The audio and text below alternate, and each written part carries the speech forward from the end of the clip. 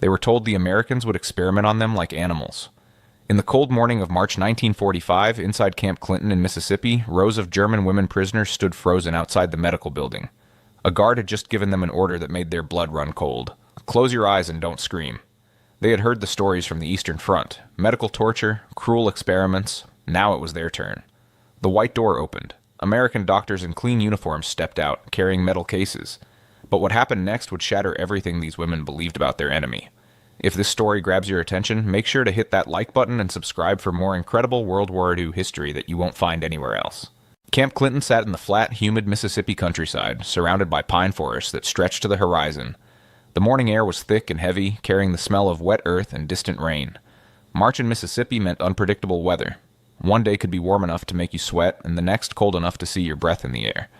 This particular morning fell somewhere in between. A light mist hung over the camp, making the barbed wire fences look like they were wrapped in cotton. The women had arrived at the camp 3 weeks earlier. Most were young, between 18 and 30 years old. They wore simple gray dresses provided by the American military, replacing the torn Wehrmacht auxiliary uniforms they had worn during their capture in Europe. Their faces still carried the marks of their journey. Dark circles under tired eyes. Cheeks that were starting to fill out after weeks of regular American meals, but still showed the hollow look of wartime hunger. Hair that was clean now, but cut short or tied back in practical styles that spoke of years when beauty meant nothing and survival meant everything. Some of these women had been radio operators, others had worked as clerks, typists, or nurses in military hospitals. A few had operated anti-aircraft searchlights during the bombing raids on German cities. None of them were soldiers in the traditional sense. They were the Helferinnen, the female auxiliaries who kept the German military machine running behind the front lines. Now they were prisoners in a country most of them had only seen in propaganda films. The medical building stood at the edge of the compound, a long wooden structure painted white with a red cross on the side. It looked clean. Too clean. That made them nervous. In Germany, near the end of the war, hospitals had become nightmares, buildings filled with wounded soldiers, the smell of infection and death, doctors who had no medicine left to give. But this building looked fresh and orderly, windows that sparkled in the weak morning sun, a door that opened and closed smoothly on oiled hinges. Everything about it felt wrong because it felt too right. The smell hit them first, not the expected smell of blood and carbolic acid that filled German military hospitals. Instead, there was a clean, almost sterile scent mixed with something else, something sweet. Later, they would learn it was antiseptic and cleaning solution, but at that moment, standing in the misty morning air, it smelled alien and threatening. The sound of their own breathing seemed too loud. 60 women stood in 4 neat lines outside the medical building, as ordered. Some clutched their arms across their chests, others stood very straight, military posture returning automatically in moments of stress. A few held hands with the women next to them, fingers gripping so tight that knuckles turned white. The morning birds sang in the pine trees. Somewhere in the distance, a truck engine rumbled. These normal sounds made the situation feel more surreal. How could birds sing on a morning like this? How could the world continue as if nothing terrible was about to happen? Elizabeth, a former nurse from Hamburg, stood in the front row. She was 26 years old, though she looked older. 3 years working in field hospitals had aged her. She had seen things that no person should see. Men screaming as their limbs were cut off without enough anesthetic. Boys dying from infections because there were no more antibiotics. She thought she had seen the worst that war could offer. Now standing in front of this clean white building in Mississippi, she felt a different kind of fear. This fear was worse because she did not know what to expect. In Germany, you knew the enemy was coming. You knew the bombs would fall. You knew people would die. But this was different. This was the fear of the unknown. The American guard who had brought them here was a man in his 40s, too old for combat duty but young enough for guard work. His name tag read Sergeant Morrison. He spoke some German, learned from his grandmother who had immigrated to America before the Great War. His voice was neither cruel nor kind, just matter of fact, like someone announcing the weather. That was when he said it. Close your eyes and don't scream. The words hung in the humid air like smoke.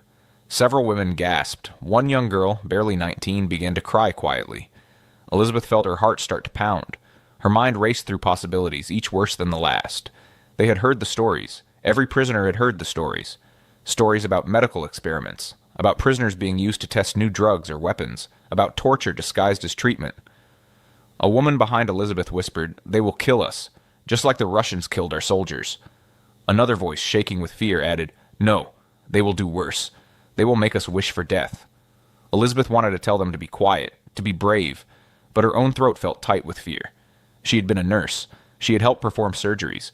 She knew what doctors could do with their knowledge when they chose to cause pain instead of healing. The thought made her stomach turn. Some of the women began to pray. Catholic prayers, Protestant prayers, prayers half remembered from childhood.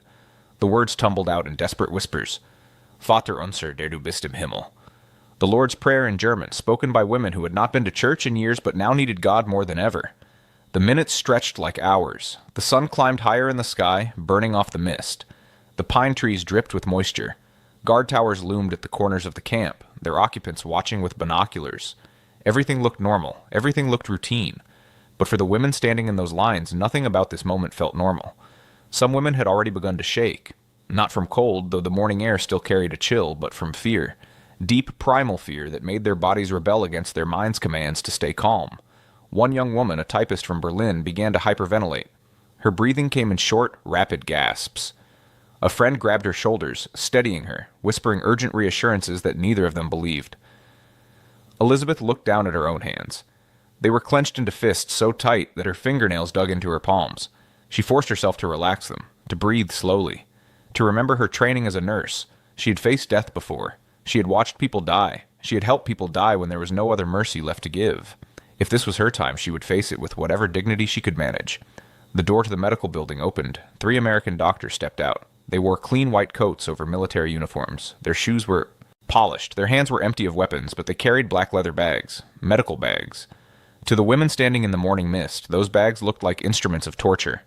One of the doctors, the oldest one with gray hair, looked out at the assembled women. His face was calm, professional. He showed no anger, no hatred, no cruelty. Just the neutral expression of a man about to do a job. Somehow that made it worse. Torture performed with emotion might be understandable. Torture performed with clinical detachment was the stuff of nightmares. Wait. The fear was real. The terror was genuine. Every muscle in their bodies tensed for what would come next. But what happened in the following hours would not be what they expected. Not at all. The first woman called inside was Margaret, a 30-year-old former secretary from Munich. She walked through the door like a condemned prisoner walking to execution. Her legs shook. Her hands trembled at her sides. 2 women had to gently push her forward when she froze at the threshold. The door closed behind her. The women outside waited. They strained their ears, listening for screams, for sounds of struggle, for any indication of what was happening inside that clean white building, but they heard nothing. Just silence. Long, terrible silence that seemed to stretch forever. 10 minutes passed, then 15. Still no sound. Some women began to cry, convinced that Margaret had been killed so quietly that they had not heard her die. Others stood rigid, refusing to show emotion, determined to face their fate with dignity if not courage. Then the door opened. Margaret walked out. She was alive. She was not bleeding. She was not crying. In fact, her face showed something that the other women could not immediately identify because it was so unexpected. She looked confused, bewildered, but not hurt. She walked past the line of waiting women without speaking. Her mouth opened and closed, but no words came out. She seemed to be in shock, but not the kind of shock that comes from pain. It was the shock of disbelief, the shock of having all your expectations turned completely upside down. Next, Sergeant Morrison called out. He read a name from his clipboard. Elizabeth Hoffman. Elizabeth stepped forward. Her nurse's training kicked in automatically. Stand up straight. Keep your face neutral. Do not show fear even when you feel it. She walked to the door. She glanced back once at the other women, then stepped inside. The interior of the medical building was unlike anything Elizabeth had seen in years. The floors were clean. Actually clean. Not just swept, but washed and polished. The walls were painted white and showed no signs of blood or dirt. Bright electric lights hung from the ceiling, powered by a generator that hummed quietly somewhere in the building. After years of bombed-out hospitals and candle-lit operating rooms, the brightness was almost painful to her eyes. The room contained 3 examination tables with clean white sheets. Metal cabinets lined one wall, their doors closed, hiding their contents. A desk sat in one corner with neat stacks of papers and files. Everything was organized. Everything was in its place. For a prison camp medical facility, it looked impossibly professional. 3 doctors stood waiting. The oldest one, a man in his 50s with gray hair and gentle eyes, stepped forward. He spoke in English. Sergeant Morrison, who had followed Elizabeth inside, translated into German. Good morning. I am Dr. Harrison. This is Dr. Chen and Dr. Rodriguez. We are here to perform a medical examination. We will check your overall health, take your temperature and blood pressure, look at your teeth and throat, and listen to your heart and lungs. We will also check for any signs of malnutrition or disease that need treatment. Do you understand? Elizabeth nodded slowly. Her mind was trying to process what she had just heard. A medical examination? Just a regular medical examination? Not experiments? Not torture? She did not trust it. This had to be a trick, a way to lower her guard before the real horror began. Dr. Harrison seemed to sense her fear. He spoke again, his voice calm and steady. "We are not here to hurt you. We are here to help you. I know you are afraid. I know you have heard stories about what might happen to you. But I promise you on my honor as a physician that we will not harm you. We will only examine you to make sure you are healthy." Elizabeth wanted to believe him, but belief required trust, and trust had died somewhere in the ruins of Europe. She stood very still as Dr. Harrison approached her with a stethoscope. The cold metal pressed against her chest through the thin fabric of her dress. She closed her eyes, waiting for pain, but there was no pain. Just the doctor's voice asking her to breathe deeply, in and out, again and again. Dr. Chen, a younger man with Chinese features and perfect English, stepped forward with a small flashlight. "I'm going to look at your eyes now," he said through the translator. "Please look straight ahead." The light was bright but not painful. He examined one eye, then the other. He made notes on a clipboard. Dr. Rodriguez, a woman in her 30s with dark hair pulled back in a neat bun, checked Elizabeth's temperature with a thermometer. She felt Elizabeth's neck glands, checking for swelling. She looked in her ears with an otoscope.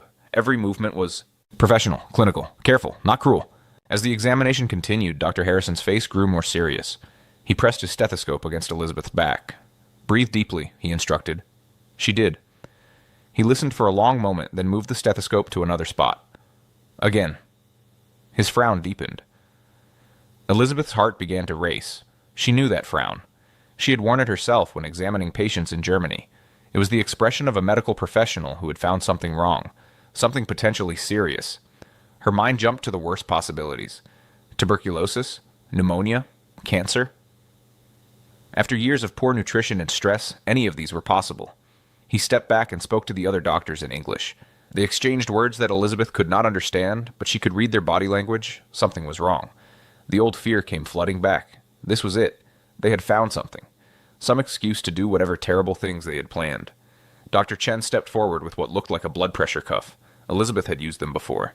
He wrapped it around her arm and pumped the rubber bulb. The cuff tightened, then slowly released. He read the gauge and made a note. His expression gave nothing away. Dr. Rodriguez examined Elizabeth's hands, turning them over, looking at her fingernails. She pressed on the nail beds and watched how quickly the color returned. Another test Elizabeth recognized. She was checking circulation and looking for signs of anemia. The thoroughness of the examination was almost frightening. These doctors were not performing a cursory check. They were conducting a complete medical evaluation. Dr. Harrison turned to her. Through the translator, he said, "You have fluid in your lungs. It is not severe yet, but it could become serious if left untreated. You also show signs of malnutrition, though you are improving. Your blood pressure is slightly low. Do you have a cough?" Elizabeth nodded. She had been coughing for weeks, but she had ignored it. Everyone coughed in the winter. Everyone was tired. Everyone felt weak. That was just life during war. You pushed through it. You did not complain. You certainly did not admit weakness to your captors. "We are going to treat you," Dr. Harrison said. His voice remained calm and professional. "You will receive antibiotics. This is medicine that will help your body fight the infection in your lungs. You will also receive vitamin supplements to help with the malnutrition. We want you to return here every day for the next week so we can monitor your progress. Do you understand?" Elizabeth stared at him. Her mind refused to accept what she was hearing. Treatment? Medicine? Monitoring her progress? This was not how you treated enemy prisoners. This was how you treated patients. Human beings who deserved care and healing. Dr. Rodriguez opened one of the metal cabinets. Inside were rows of medicine bottles, bandages, syringes, and other medical supplies. All of it clean. All of it organized. All of it available. She took out a bottle of pills and counted several into a small paper envelope. She handed it to Elizabeth with instructions, translated carefully by Sergeant Morrison. "Take one pill 3 times a day. After breakfast, after lunch, and after dinner. Do not skip any doses. The medicine will make you feel better, but you must take all of it, even after you start feeling better. If you stop too soon, the infection can come back stronger. Do you understand?" Elizabeth took the envelope. Her hands shook. Not from fear this time, but from shock. She looked down at the pills through the paper. Real medicine. Antibiotics. What you could... In Germany, such medicine had become rarer than gold by the end of the war. Soldiers died from infections that could have been cured with a few pills. Children died from diseases that medicine could have prevented, and here the enemy was giving it to her. A prisoner, a German, someone who had been part of the machine that tried to destroy them. "You can go now," Dr. Harrison said. "Send in the next woman, and please tell them not to be afraid. We are here to help, not to hurt." Elizabeth walked out of the building in a daze. The morning mist had burned off. Weak sunlight filtered through the pine trees. The line of women turned to look at her, their faces tight with fear and questions. She walked past them, still trying to process what had just happened. Margaret appeared at her elbow, the woman who had gone in first. Now Elizabeth understood the confused look on her face. Margaret whispered, "They examined you? They did not hurt you?"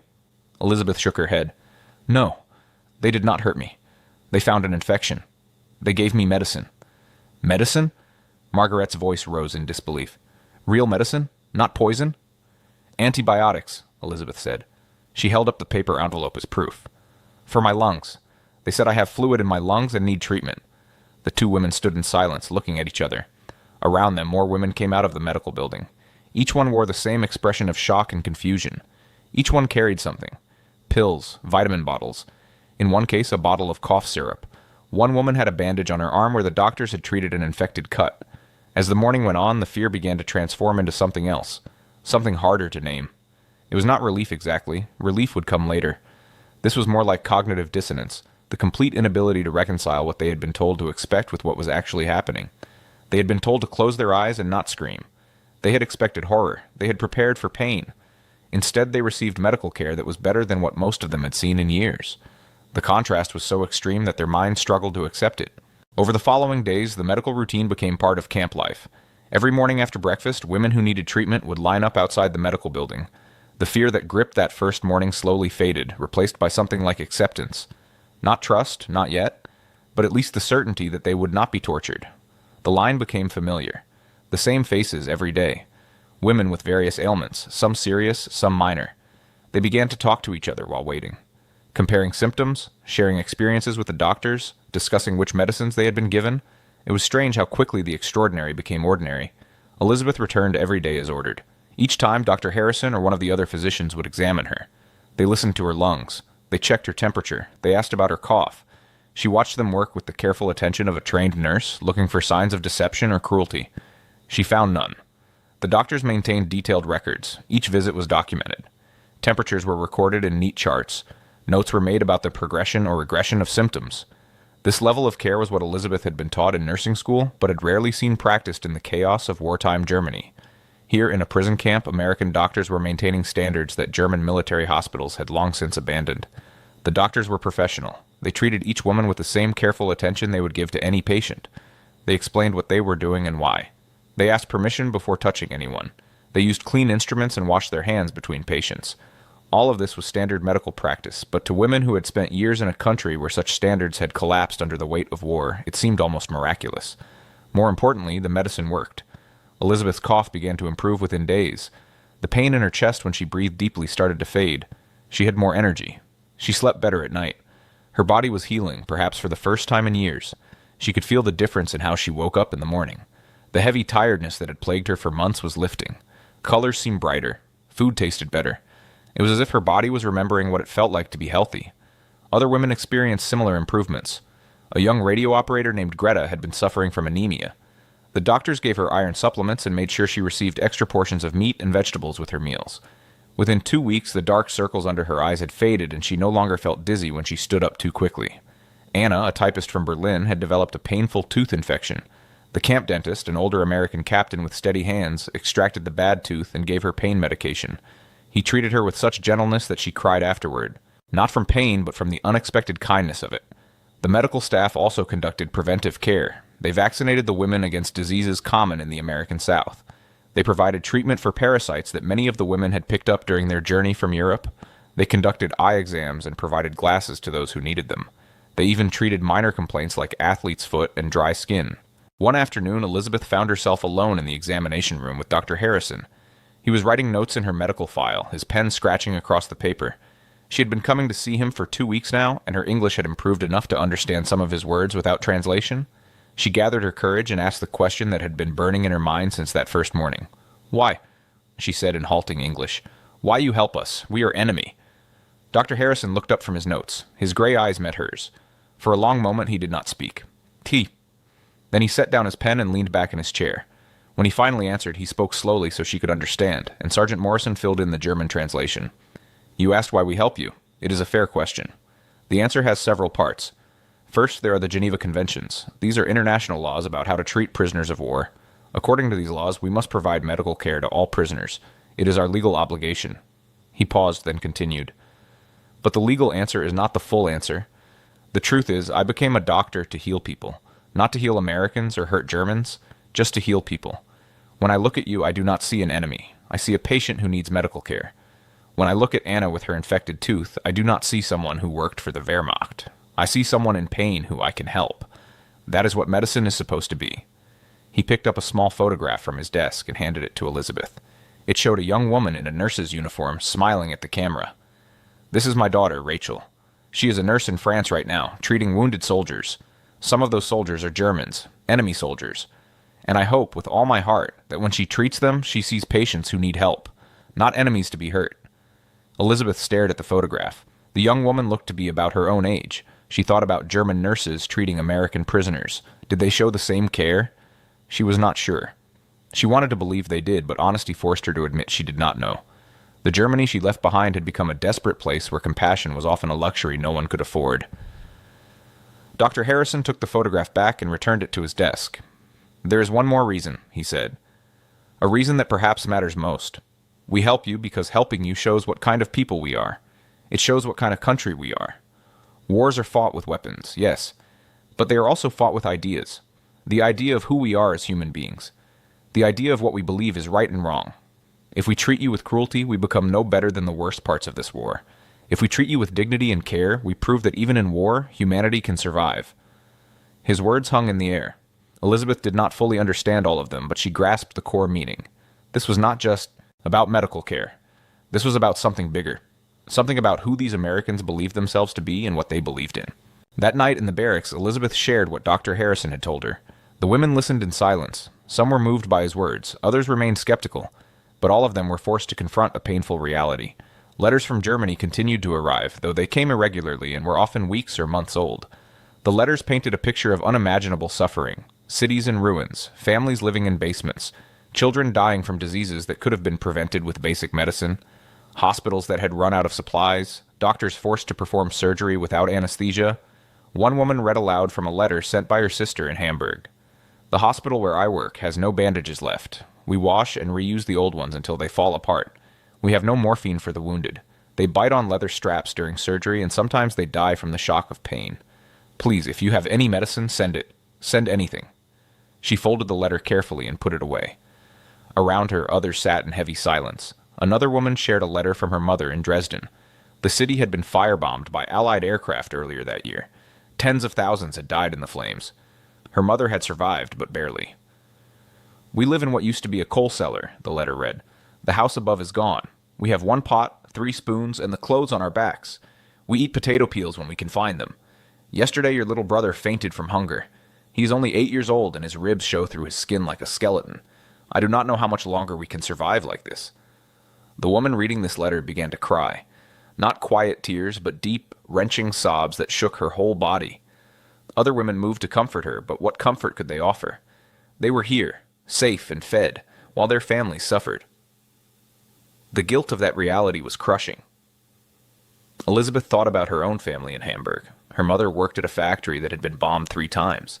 Her younger sister had been evacuated to the countryside, but Elizabeth had no idea where she was or if she was even alive. Her father had died on the Eastern Front 2 years earlier. Her brother was missing, last seen during the retreat from France. She looked down at her own body. She had gained weight since arriving at the camp. Her clothes fit tighter now. Her face had filled out. She could feel muscle returning to arms that had grown thin and weak during the final years of the war. The American food, regular and plentiful, was transforming her body back into something resembling health. But that physical healing came with a price. Every bite of food felt like a betrayal of her starving family.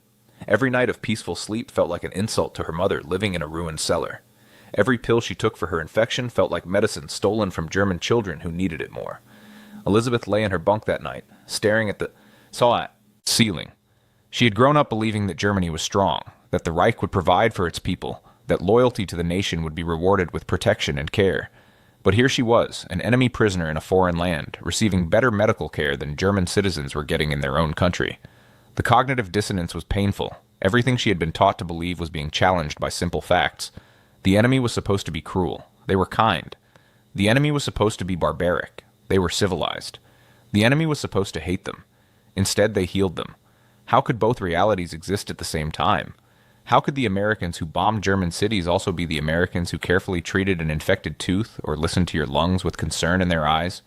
There were no easy answers to these questions, but the questions themselves were changing how the women thought about the war, about their enemies, and about themselves. The transformation did not happen overnight. It was a slow process, like ice melting in spring. At first, just small cracks in the frozen surface of belief, then larger fractures.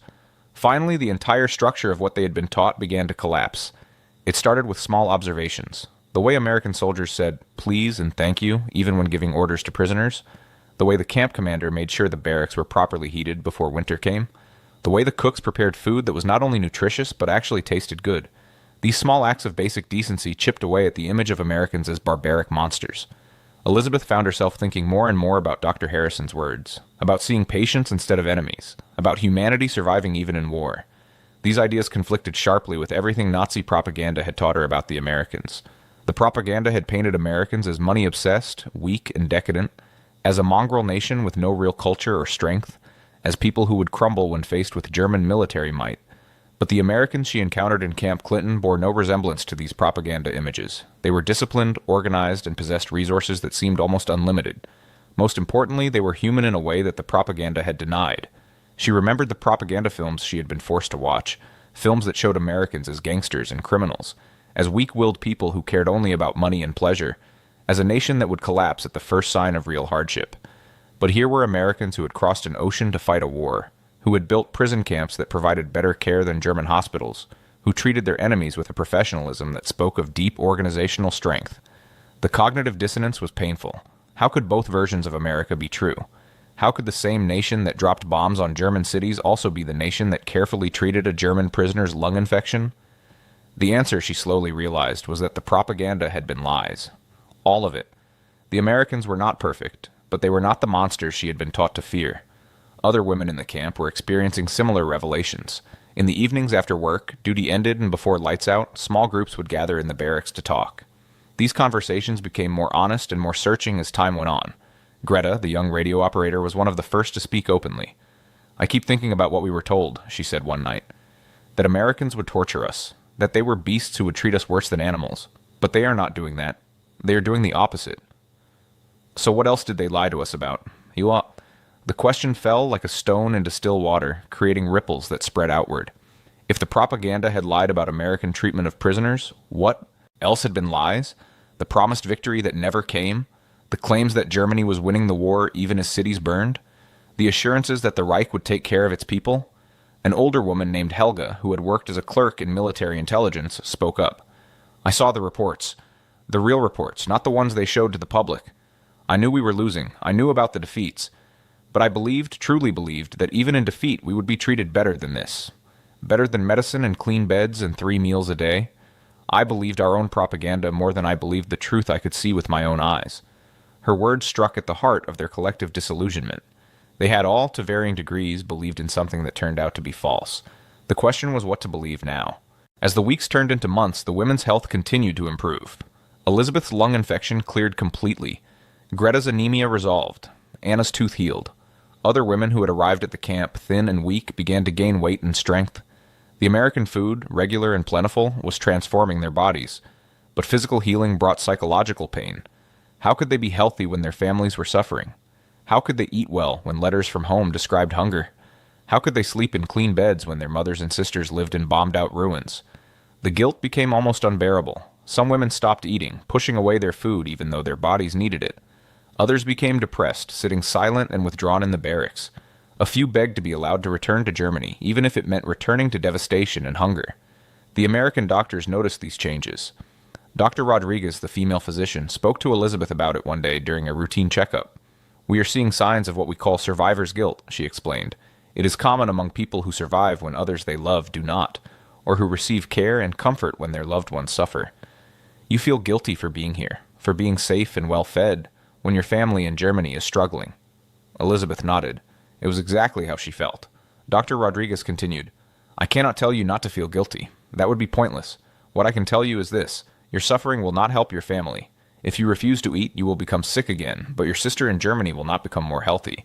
If you refuse treatment, you will suffer, but your mother will not suffer less. The best thing you can do for them is to survive, to stay healthy, and to be ready to help them when you can return home. The logic was sound, but emotions do not always follow logic. Still, Dr. Rodriguez's words gave Elizabeth something to hold on to, a reason to accept the care she was receiving without feeling like she was betraying her family. One afternoon, Elizabeth had a conversation with Sergeant Morrison that changed her understanding of what was happening. They were walking back to the barracks after her medical appointment. Morrison had become friendlier over the months, sometimes sharing small stories about his grandmother in Germany or asking about Elizabeth's nursing experience. The formality of their early interactions had given way to something approaching mutual respect. "Can I ask you something?" Elizabeth said in her improving English. She had been practicing the language, learning new words from the American soldiers and from other prisoners who spoke it better than she did. "Sure," Morrison replied. He seemed pleased that she was speaking English. He had been encouraging her to practice. The medicine, the food, the care, it costs money, yes? Why America spends this money on prisoners? On enemies? She spoke carefully, searching for the right words in English. Morrison was quiet for a moment, thinking about his answer. His face took on a thoughtful expression. "Well, like Dr. Harrison said, there are the Geneva Conventions. We have to follow international law. But you are asking something deeper, I think. Why do we choose to follow these laws when we do not have to?" Elizabeth nodded. That was exactly what she was asking. The Geneva Conventions were just words on paper. Many nations had signed them, but not all followed them. Germany itself had violated them repeatedly. So why did America choose to obey them? "Here is what I think," Morrison said. "America is powerful. We have more factories, more resources, more medicine than Germany ever had. We could use that power to destroy, to be cruel, to take revenge for what happened in Europe. Many Americans wanted revenge, especially after they saw what happened in the concentration camps. But choosing to use power for destruction is easy. Any country can do that. Using power to show mercy, to heal instead of hurt, that takes real strength. It takes moral strength, not just military strength." He paused, letting his words sink in. Elizabeth walked beside him, thinking about what he had said. Moral strength. It was a concept that seemed foreign after years of living under a regime that valued physical strength, military power, and the willingness to be ruthless. Morrison continued. "And here's the other thing. When the war ends, what kind of world do we want? Do we want a world where everyone remembers America as cruel conquerors? Or do we want a world where people remember that even when we were enemies, we treated each other like human beings? The money we spend on medicine now is an investment in the future. A future where maybe, just maybe, we can have peace instead of another war in 20 years? My son is 15 years old. I do not want him to have to fight in another war. So maybe if we treat you well now, your children and my son can live in peace later." His words struck Elizabeth deeply. This was not about weakness or softness. This was strategic thinking on a level she had never considered. The Americans were not being kind because they were naive. They were being kind because they understood something fundamental about power and peace. Elizabeth thought about this for a long time. Power through mercy.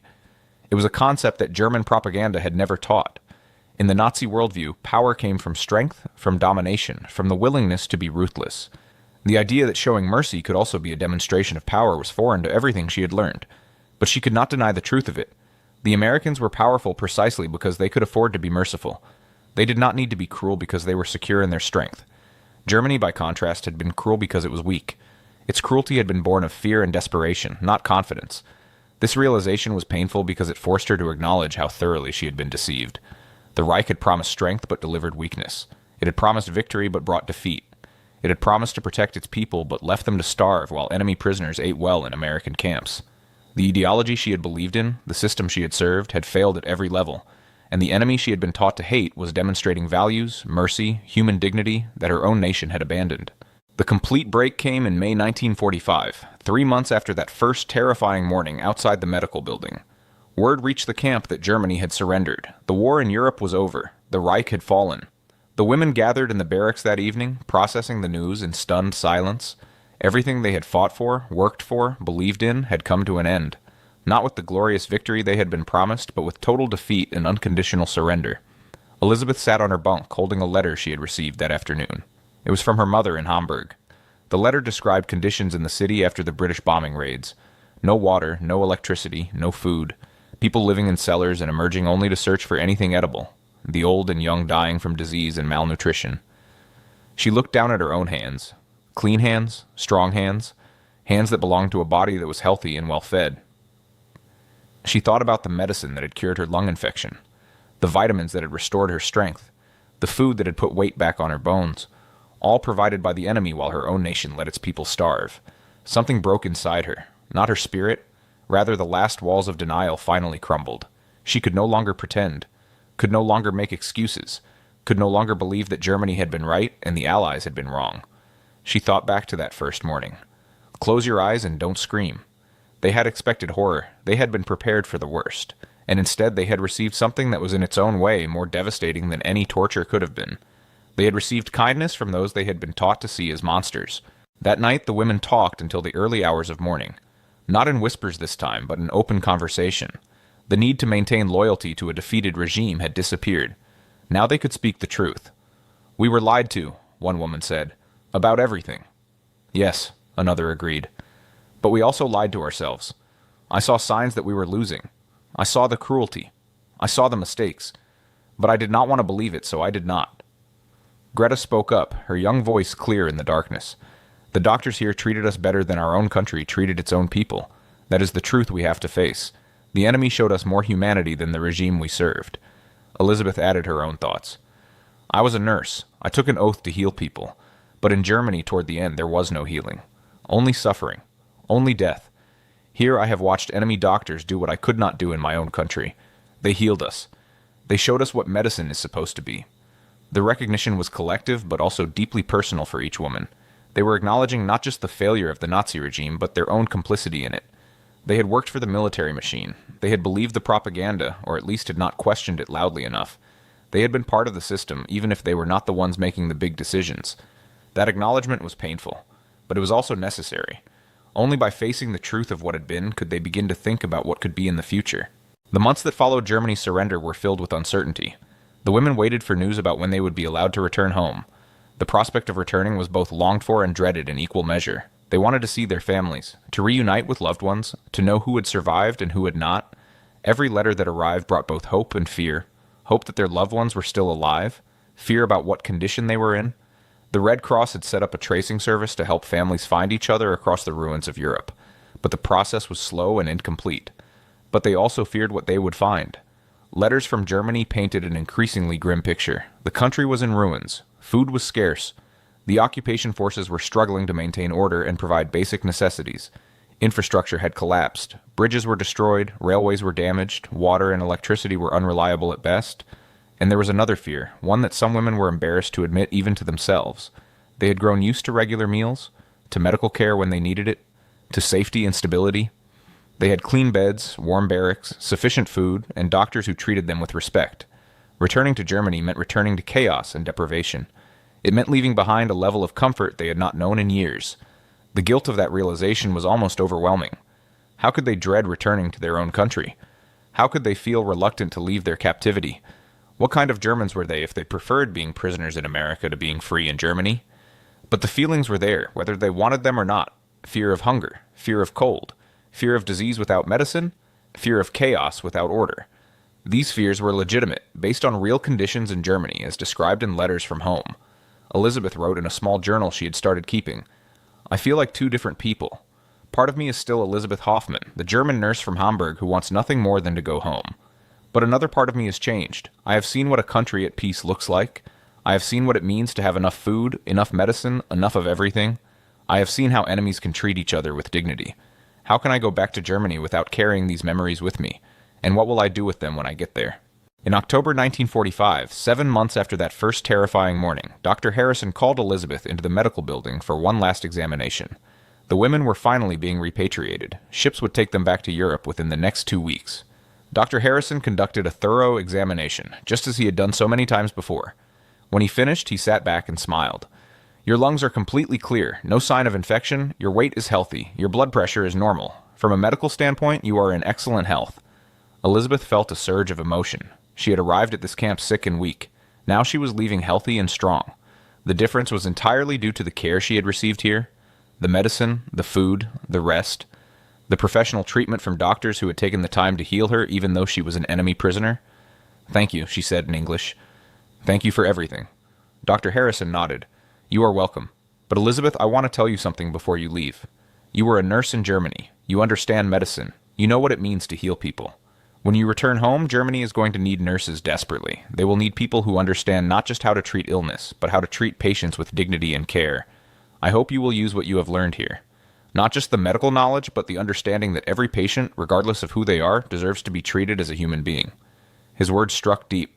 He was not just talking about medicine, he was talking about the bigger lesson of her time in this camp, about humanity, about how people should treat each other, even when they are enemies, about the power of mercy and the importance of dignity. "I will remember," Elizabeth promised. "I will never forget what you did for us here." The ship that carried them back to Europe was very different from the one that had brought them to America. The women traveled as repatriated prisoners, not as defeated soldiers being shipped to an unknown fate. They knew what awaited them: devastation, hunger, and the massive task of rebuilding. But they also carried with them something unexpected. They carried memories of how enemies had treated them with kindness. They carried the knowledge that even in war, humanity could survive. They carried the understanding that mercy could be a form of strength rather than weakness. These were lessons that Germany would desperately need in the years to come. Elizabeth stood on the deck as the ship approached the German coast, the same coast she had left 8 months earlier. But she was not the same person who had left. That person had been shaped entirely by Nazi propaganda and wartime fear. This person had been transformed by unexpected kindness from unexpected sources. She thought about that first morning outside the medical building. Close your eyes and don't scream. They had closed their eyes expecting horror. Instead, they had opened them to a revelation about what human beings could be, even to their enemies. The war had ended, but the lessons learned in Camp Clinton would stay with her for the rest of her life, and she would pass them on to others, helping to build a new Germany that had learned something essential from its defeat. That civilization requires not just strength, but the wisdom to use that strength with compassion. Years later, Elizabeth would tell her children and grandchildren about her time as a prisoner of war in America. She would tell them about the fear she felt that first morning outside the medical building, about the command to close their eyes and not scream, about expecting torture and receiving healing instead. She would tell them about Dr. Harrison and his belief that even enemies deserve to be treated as human beings, about how American doctors gave her medicine that saved her life while German civilians went without, about learning that true strength meant having the power to destroy but choosing instead to heal. Most importantly, she would tell them that the greatest weapon in that war was not bombs or bullets, but the simple act of treating prisoners with dignity and care. Because that kindness broke through hatred in a way that cruelty never could. It forced the prisoners to see their enemies as human. And once you see someone as human, everything changes. The antibiotics that cured her lung infection became more than just medicine. They became proof that enemies can show mercy. The clean hospital became more than just a building. It became evidence that civilization can survive even in war. The professional care from doctors became more than treatment. It became a lesson about human dignity that would shape her for the rest of her life. For Elizabeth and the other German women prisoners at Camp Clinton, the command to close their eyes and not scream became the moment before a revelation. They closed their eyes expecting the worst of humanity. They opened them to discover the best, and that made all the difference. This is the story that deserves to be remembered. A story about how mercy can be more powerful than revenge, and how treating enemies with humanity can change the world. If this story moved you, please like this video and subscribe to our channel. We bring you true World War II stories that reveal the incredible complexity of human nature during history's darkest hours. Hit that notification bell so you never miss a story that reminds us what we are capable of, both at our worst and at our best.